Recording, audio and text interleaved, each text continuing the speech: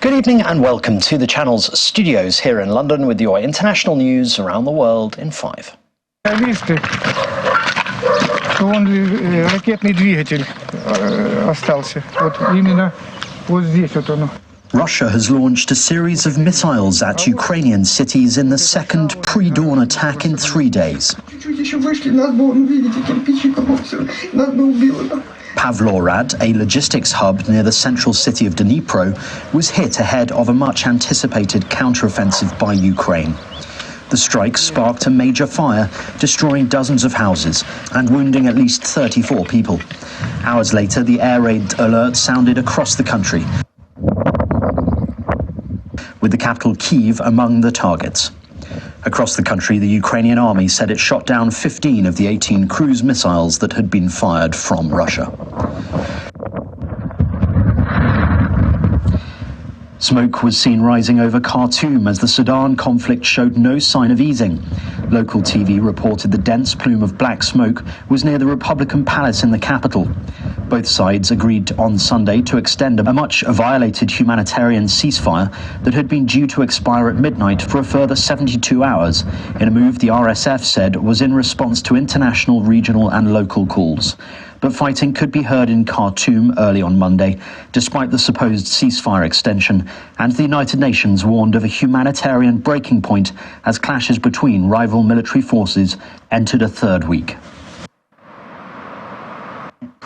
American bank JP Morgan Chase is set to take over the troubled US bank First Republic in a deal brokered by regulators. The Federal Deposit Insurance Corporation confirmed in a statement that First Republic Bank had collapsed on Monday. Investment banking giant JP Morgan will take on all of the deposits and the majority of First Republic's assets. First Republic is the third US bank to collapse in recent months, which has prompted fears of a wider banking crisis. In this case, you had a group of banks here that did not plan well for interest rate risk. They did not plan well for big growth, explosive growth. They didn't plan for what they should be planning for, and that's a liquidity event where you have more than ordinary numbers of withdrawals, especially given their levels of uninsured deposits. That's a problem. And so, the chickens have kind of come home to roost for all of these banks.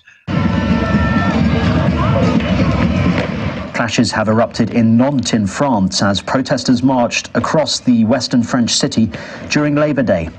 French President Emmanuel Macron faced nationwide protests as he struggles to turn the page on a deeply unpopular increase in the retirement age that has unleashed a wave of social unrest.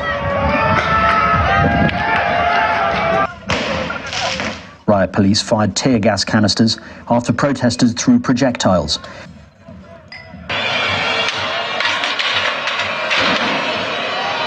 Protests were also underway in Rennes and a march in Paris. The former US President Donald Trump has arrived at Aberdeen Airport for a short trip to visit his golf courses in Scotland and Ireland. Trump, who has family roots from Lewis, an island off the northwestern tip of Scotland, owns 2 golf courses in Scotland. Mr. Trump, who launched his election campaign last November for the 2024 US presidential election, said he was visiting to see and inspect his properties in Scotland and Ireland. The trip comes weeks after Mr. Trump was charged with 34 felony counts in New York.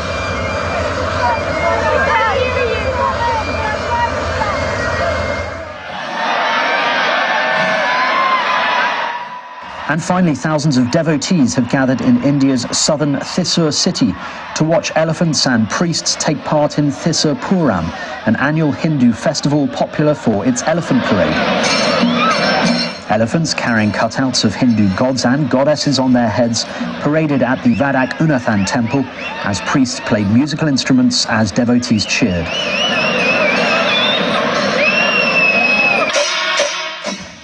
Thrissur Puram is celebrated on the day when the moon rises with the Puram star in the Malayalam calendar month of Medam, generally falling between April and May. And that's your international news around the world in 5. Now back to the channel's studios in Lagos.